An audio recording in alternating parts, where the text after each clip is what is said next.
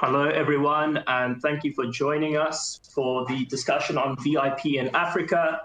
Joining me today, we've got Ilse Janssen, the Managing Director for Bet Bonanza in the West African region. Just a little background, Ilse has been in the gambling industry for 18 years across Europe, Russia, Central Asia, and more recently, Western Africa. She currently runs Bet Bonanza, a startup focusing on the Nigerian market for online and retail. Welcome, Ilse. In addition to her, we've got Bradley Williams, the previous head of VIP for BetCoza, and most recently is the new Southern African regional specialist for 10Bet Africa. Brad comes from a 10 years worth of communication and relationship building experience with 7 years in gaming with a strong focus on VIP. And you've got myself, the moderator for today, Gali Hartog, the head of VIP for 10Bet. So guys, thank you for joining me today.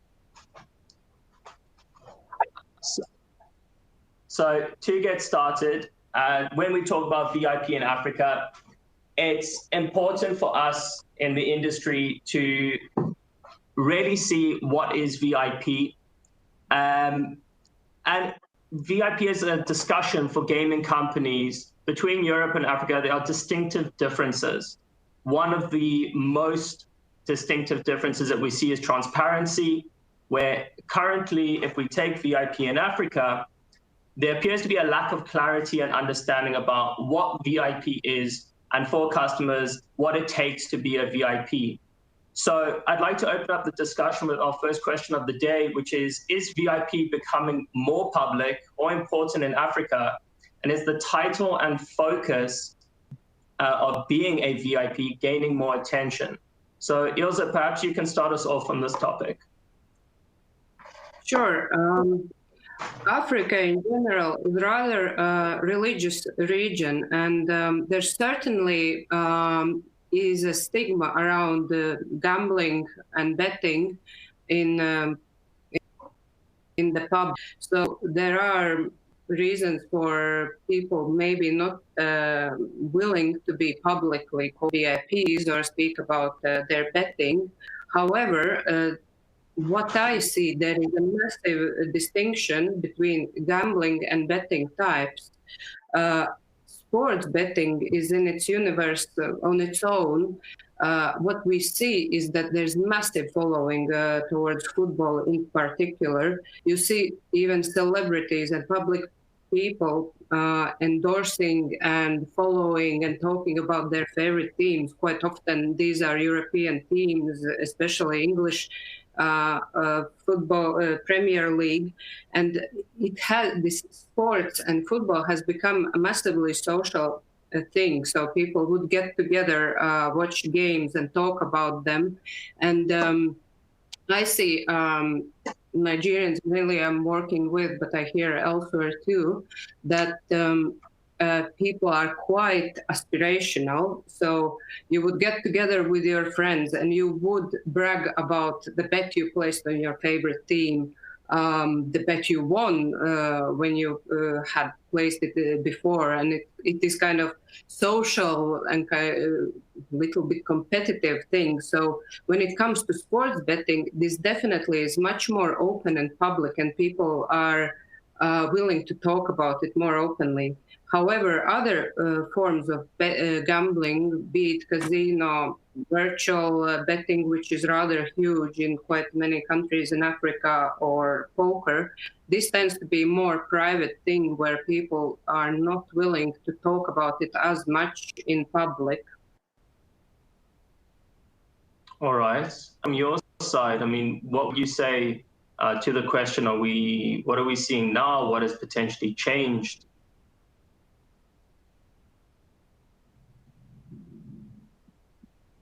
Brad, can you hear us? Sorry, I can hear you now. All right, there we go. So thanks for passing it along to me. In South Africa mainly, sports betting is becoming more and more acceptable. And as Ilse said, there's less of a stigma around this now.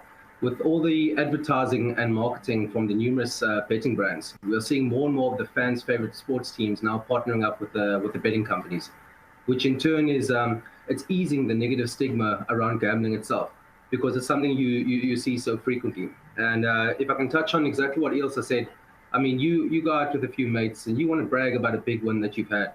So whereas in this used to be done, I wouldn't say in a dark room, but you made money or you didn't. Nowadays, it's a lot more out there.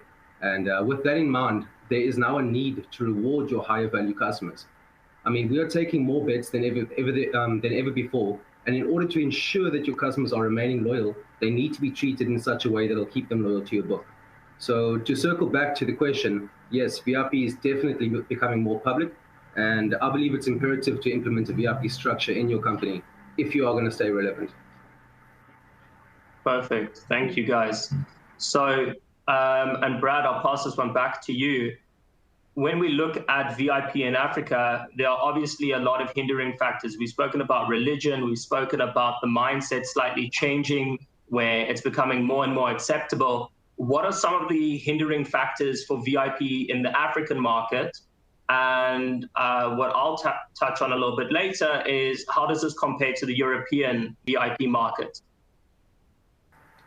Okay, perfect. Well, I would say, just to touch on the main focus point from our side, I would say that one of the biggest factors is the cultural restraint when it comes to gambling. I mean, not all cultures are accepting of sports betting and casino games. As I mentioned in the previous question, the stigma around sports betting is becoming less. More and more people are accepting that their spouse or partner is betting on the sports that they are currently watching, as it adds a level of enjoyment to the game. But as Ilse was saying, when it comes to casino, virtual, and live games, I wouldn't say it's out there in the open. It's still currently, if I could say, I wouldn't say frowned, but I mean it's not as openly available as it is with a sports betting punter to become a VIP. You wouldn't go around and brag to your friends that you're a VIP on the live game set, as opposed to your betting front. All right. Ilse, anything to add from your side? One of the hindering factors, or let's say difference between Europe and Africa, European VIP care, VIP programs rely a lot on gifts, on hospitality, taking your VIPs out, taking them to games, trips, anything possible in the world, whatever they want. Now, challenges in Africa with that aspect are mainly in connection to logistics. So, for example, Nigeria is a massive country. Just the logistics of sending some gifts is just not worth it. You're not even certain that those will be delivered. Also, hospitality and events as such, the availability is much less. Sending your customers to Europe for games becomes extremely costly and logistically challenging, given visas, travel arrangements, and this year it's almost not possible at all. So African operators need to think about other ways and other means of engaging and rewarding the most valuable players. Absolutely. I mean, when we're looking at comparing Africa to Europe in terms of hindering factors, I mean, you can't really compare Africa and Europe in the same category. Economically, which is one area I'll touch on here. South Africa, which is the African market that I'm familiar with, but Africa in general as well, you've got these economic disparities that we should probably factor in too. VIP is catering to a very specific type of client, and you need to be conscious of the demographics that you are catering towards. So, as a hindering factor, you need to look at socioeconomic, in addition to cultural, in addition to religious, which you guys have touched on as well. Logistics, which is something that you've mentioned, Ilse, is something to factor in too, which I didn't even consider given South Africa is not nearly as big as Nigeria. But from a European standpoint, for us, we have a lot of regulation in place, but the mindsets are different. I think what operators could do, though, is look at what Europe has accomplished to this point, take the trial and error without having to replicate it itself, and apply it in an African-esque type way. We're very adaptable as African operators, and it's something that we should look into. And how do we apply European mindsets to the African market? Do you guys have anything to add on that? Absolutely. Europe has been the testing ground, and there's no need to repeat the same mistakes. There's a lot of good things that have come out of European experience and could be adapted to the market. Absolutely. I want to move forward, though, but before I do want to just give a shout out to the audience to say at any point, if you guys have questions, you are welcome to send them through and we'll get to them. So don't worry if we've moved past a point that you guys want to touch on. You can send a question and we'll get back to it. So moving on to our discussion now, Ilse, I'm going to start off with you here. What should companies in Africa who are considering launching or going public with VIP programs consider for their customers? First step really is to understand what is your VIP, what is VIP for you. Really look at your database, analyze what customers you have, and do a segmentation.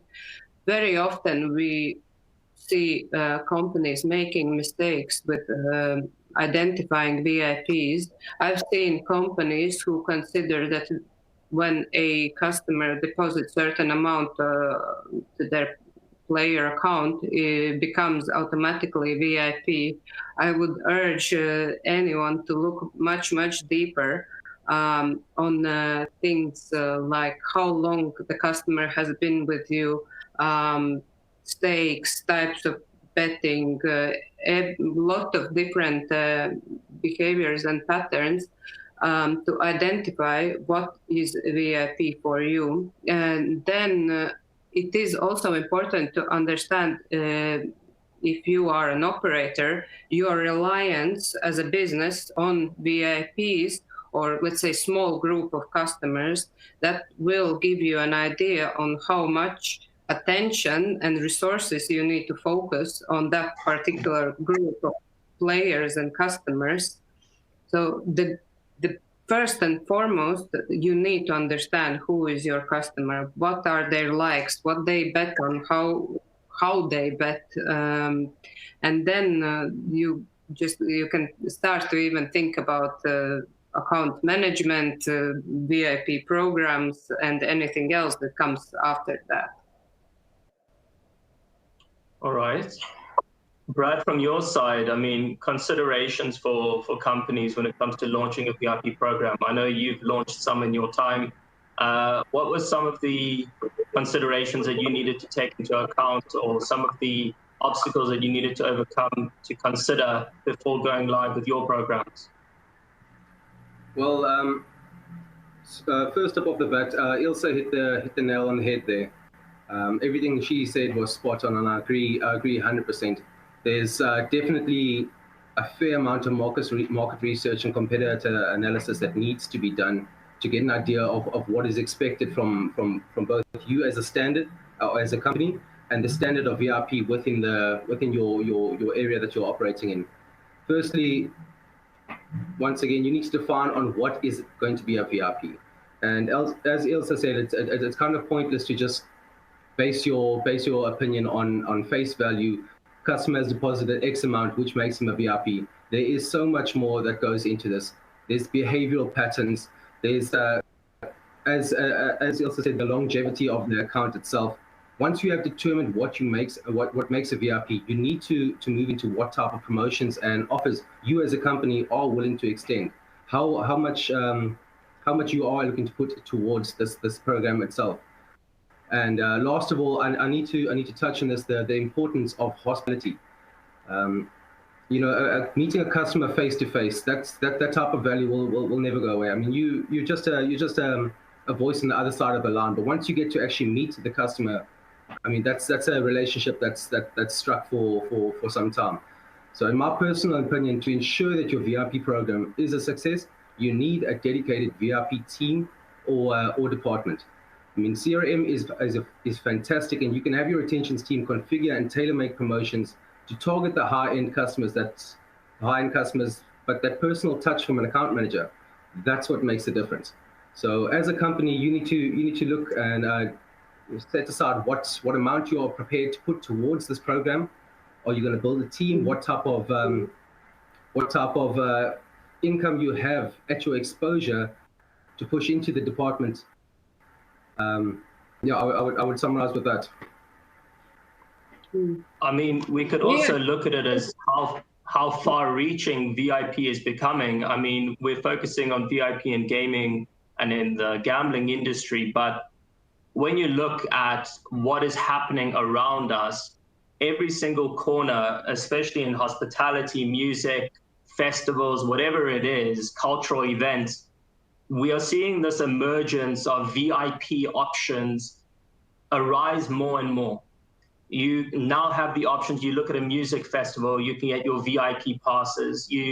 I remember a few years ago when I was still working on the South African market, taking clients to the International Beer Festival with VIP passes.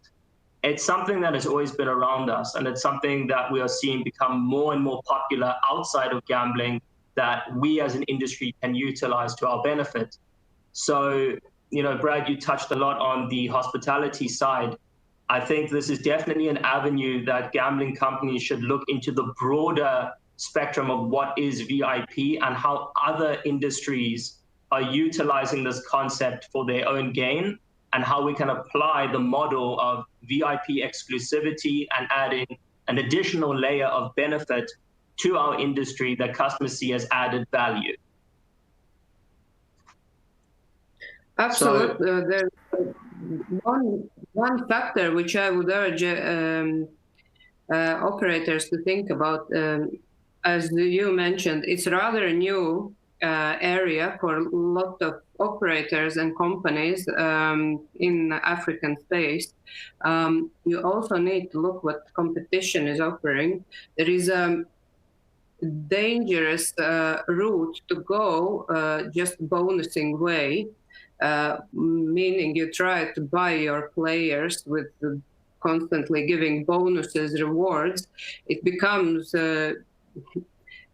almost like a price war, and with that you start to lose player loyalty because they would switch to someone else who offers just a bit more. There's so much more work that needs to be done in terms of building loyalty and brand loyalty. So I'm a massive supporter of accounts management team and building these personal relationships with your most important and most valued customers. Just to jump agree with that. Gully, just before you move on to the next question, while we're discussing hospitality, there's a massive chunk of customers who don't receive the necessary attention that they should. Obviously, we have a clear split. We've got a sports side of it, and then we've got a casino and our live games. And simply because a customer is, betting in a casino, that doesn't mean that he can be overlooked as a valuable player. I mean, we're not going to send him to a sporting event, but as you mentioned, there's music festivals, there's VIP tours, there's other alternatives that you can explore to reward this customer for his loyalty as well. I feel that that's very overlooked in our industry, that it's sports specifically. And if you do want to send a customer to an event, it has to be sport-wise.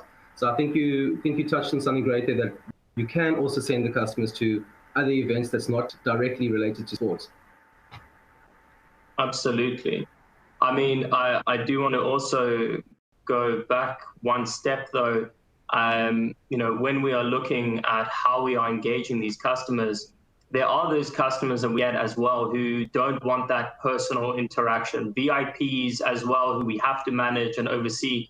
I mean, there are ways to look after such a customer, and we always will encounter them. But, you know, Ilse touched on a very good point in terms of buying loyalty. And you see it a lot in our industry where people just throw money at people and they expect them to be loyal because they get a lot. But as we know, it's not a sustainable model. And eventually you're going to have to reel back that loyalty.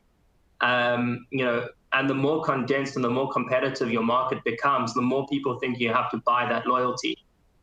What do we then, as VIP specialists and experts in our field, what do we do? And I know we've spoken about account management and hospitality, but are there any other concepts or approaches that come to mind in how we can maintain the customer relationship?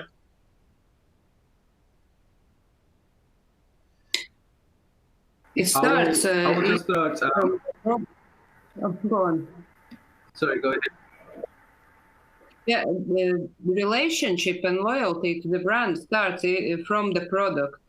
If they are happy with the product and their experience whilst betting, that is one big battle that is won already. Then it extends to customer service, customer care, and your personal account management. If though you have taken care of those aspects, the loyalty is already there, should be there. The brand should be loved and visible, so the brand equity is also important there. Perfect. Brad, anything to add before we take a question from the audience? No, you can go ahead. Perfect. So Graham's asked us here how the European market, especially in the UK, has started to experience a fairly far-reaching regulation with regards to VIP programs. So do we, as the panel, feel that African governments will take similar actions eventually? Well, I'm happy to take this question on myself, and if either of you would like to answer, seeing as I'm dealing with it right now. So it is something new, and we're going to see a change in VIP regulation in the UK come into effect at the end of this month. It's hugely linked to source of funds. It's very much a compliance shift. You know, I think up until now, from the European aspect, and I believe Africa as a gambling continent can learn a lot from this, which is responsible VIP. Europe for many years dealt with VIP, I would say, irresponsibly. We saw VIPs as a cash cow that was limitless, and we took advantage of it. And it's reached the point now where responsible gaming and compliance is at the forefront of our industry in Europe, where governments and society together lobbied against VIP schemes and programs, where we reach this point now where we need to present ourselves as responsible. And we need to show the commissions, in this case, the UKGC, that we are running ethical VIP programs, that we are not simply out there to exploit our customers to the point that we develop problem gaming.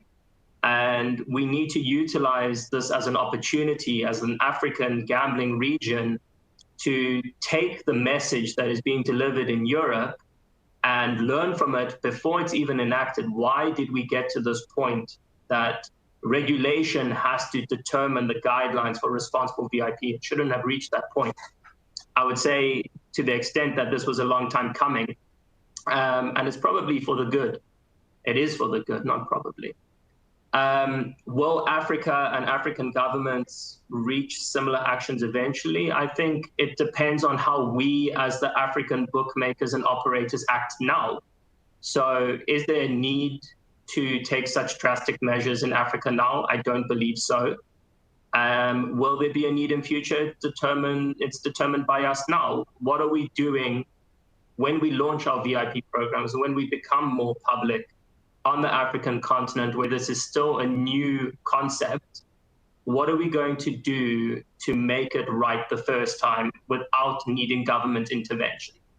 So I hope that answers your question.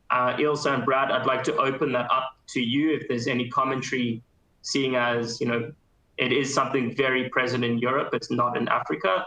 What would you take away from that? Brad, why don't we start with you? Sure. So as we discussed previously, there is a substantial amount we can learn from the European markets, and without overstepping, I mean, it was a long time coming. But if you look at the South African market as it currently is, there's quite a number of could I say betting shops that you can go into and place a bet, but it has not reached the level of what it is in European standards.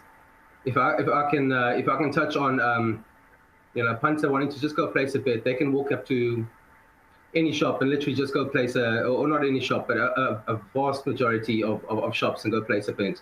Whereas here in South Africa, for now, it's still at a manageable level.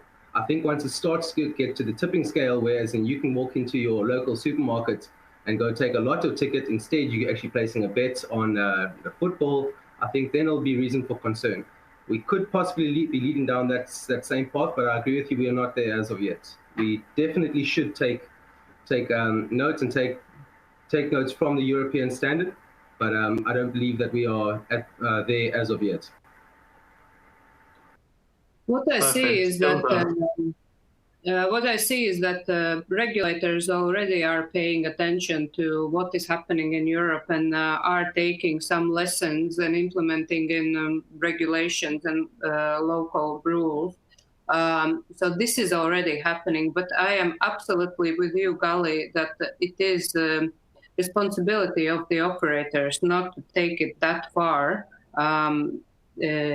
including everything with responsible gaming. And it's not only with VIPs, it's in general responsible gaming practices within the company, within the operations, and to keep sustainable business and think long term about the company, about the brand and the industry as such. Perfect. I mean, I think overall it links back to what we were saying in the beginning, you know, as VIP programs become more public, and how VIP programs play a more important role in gambling in Africa, it's going to start getting more and more attention. You know, VIP programs have very good impacts on companies, and the reputational good that it can do for your clients, and word of mouth is something that goes far more far-reaching than, say, just a social media post. You know, the strongest form of marketing is word of mouth. And like we said, with the sports mentality of people walking into a pub, having some drinks and bragging about their bets, people we are seeing more and more, especially in like the European market, are proud to be VIP, and they don't mind bragging about the fact that they have this title. You know, be it that it's an ego thing or whatever it is, VIP has a status, and it's the responsibility for bookmakers to maintain that status, because it can very easily be abused or exploited, and that's something that we should avoid as African operators, so that we don't have to push regulators to the point that they have to determine what we can and cannot do. So we're very lucky, I would say, in this current time where we have the freedom to create these programs as we see fit. And I think we just need to be creative and responsible when we do launch these VIP programs. So it ties in quite nicely to another question that I had for you guys, which is VIP worth the trouble of investing in a structured program, in VIP clubs, in, say, retail elements, or VIP teams? So Ilse, I think let's start with you. And I know that you also have some experience on the retail side. I would love it if you could also give us some elements from the retail side, not just online. Sure. So what I see retail operators are doing is that they would set up VIP section. So VIP section in their sports betting shop. We see that the VIP customers might even have preferred cashier, might even just ask cashier, hey, what should I bet on? And these are very simple things you as operator, even shop manager, need to think about and can think about to cater to your most valuable players. In my point of view, building relationship is essential with all of the customers. So you start with good CRM and then extend it and take it further with extra care for your most valuable customers. Now, this is a novel concept in the region. We see in other industries this starts to emerge, and let's say banking or similar industries where their customers become VIPs, and normally it starts with account management. So you have your account manager, you know who you can call, and this definitely is the first step to begin with, to build the loyalty and love for the brand you work for. Perfect. I want to touch on that last point before, Brad, I jump to you for your input. We mentioned about loyalty to the brand. How can we as a VIP program enhance that loyalty for general customers as well? I know, retail has a lot of physical presence, and the impact that retail can play in online is absolutely massive. And I mean, we see it a lot again in Europe, where online companies are utilizing their betting shops for online conversions to try and cross-sell to their customers. It's also a way to bring people through the physical door, not just register them online. They use it as a platform to register accounts. I mean, you can see it a lot with your Paddy Powers and your William Hills and so on. From your experience, Ilse, how can retail potentially help in boosting companies' VIP programs? What can companies utilize their retail stores for? So the significance of retail in quite a lot of countries in Africa is much, much bigger than current days in Europe. So one of the things that retail, having physical shops, is doing is building trust in the brand. So trust still can be an issue. If you're online-only operator, you cannot speak to person-to-person interaction. You do not see the company on the street. There is just all virtual somewhere on your computer or phone. So especially in Nigeria and a lot of countries, the existence of your own shops, your brand on the street is crucial. These shops and the retail network must be used also for acquisition for online, so you can register and deposit using your shops to your online account if you wish so. When talking about VIPs, there is a distinction that not all retail and online VIPs would overlap. There's certainly preferences on how you would like to bet, whether you prefer your betting through your mobile or you prefer going to shop. I've seen VIPs that actually prefer betting through shop, but they don't even come themselves. They ask a friend to do it for them, or they prefer their own cashier, as I mentioned earlier. So there's definitely not one size fits all, and you need to understand your customers very well on what exactly they're looking for and how to cater to them the best. I think it ties in a lot with what you mentioned before about understanding the segments of customers. And in this case, it's just an additional layer that in VIP, you can have your retail VIPs and you can have your online VIPs. And companies should recognize that and mark them accordingly.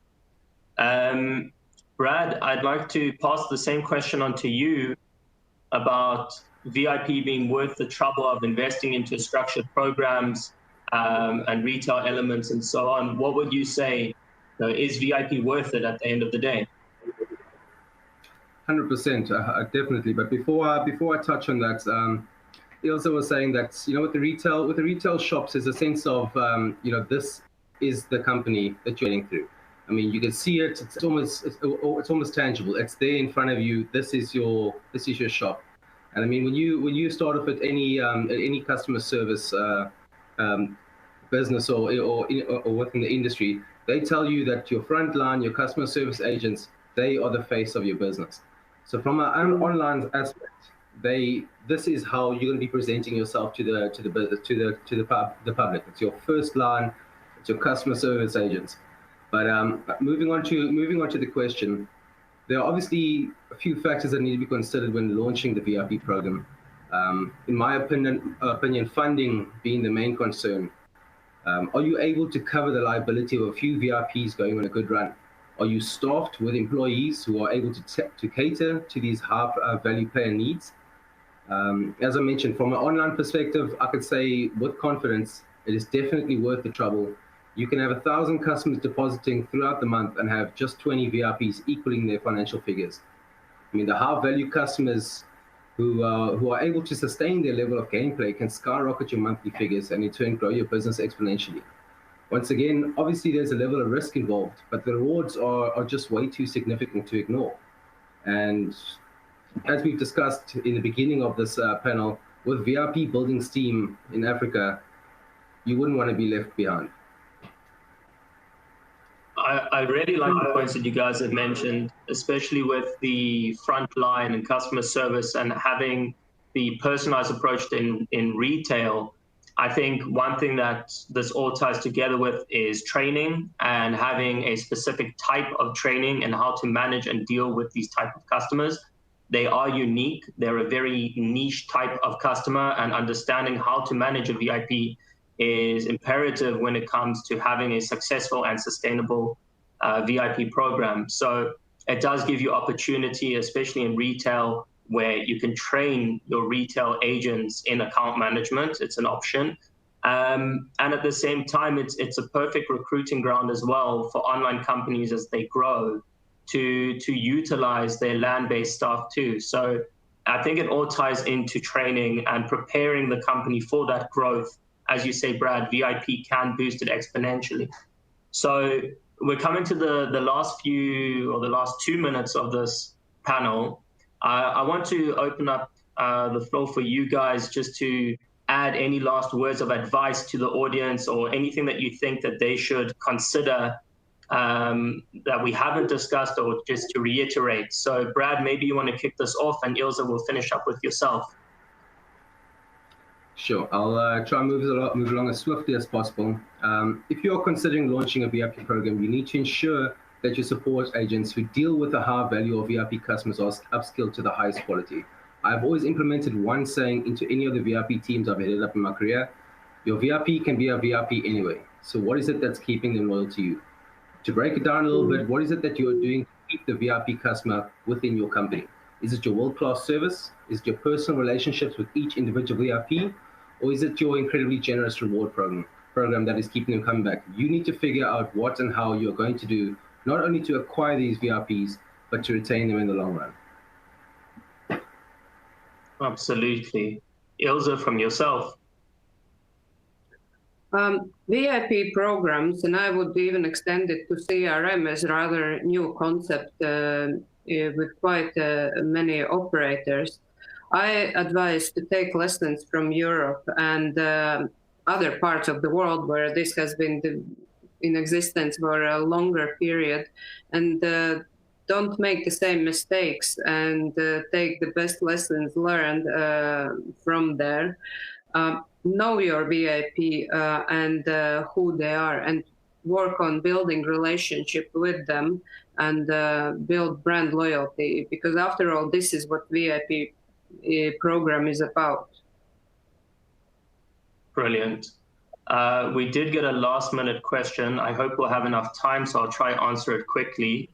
The question is, in terms of acquisition, how do you weigh up not being transparent about what it takes to be IP customer while also ensuring you bring on board enough VIP customers to justify the program? Ultimately, to answer that question, it's subjective. It depends on what direction the company wants to go in. It depends on what they are willing to risk and invest in. And transparency is what we spoke about previously. Responsible VIP programs should be transparent. So if a company is not being transparent or educating their customers as to what it takes to be a VIP, then that is where you're going to find that your VIPs will not be coming on board or converting as well as they should. So in my theory and my approach, the more transparent you are with your customers, the better and easier it is to educate them in what it takes to be a VIP. And in turn, your conversion rates for VIP customers will go up. And obviously, the more VIPs you have, the higher the justification to maintain your VIP program and invest in it further. So I hope that answers your question. Guys, that's all the time that we have for now. So I'd like to thank you both for your contributions. I hope that the audience took a lot from this discussion. It was definitely beneficial. And that's it for now. Thank you very much. Thank you. Thanks for the opportunity, guys.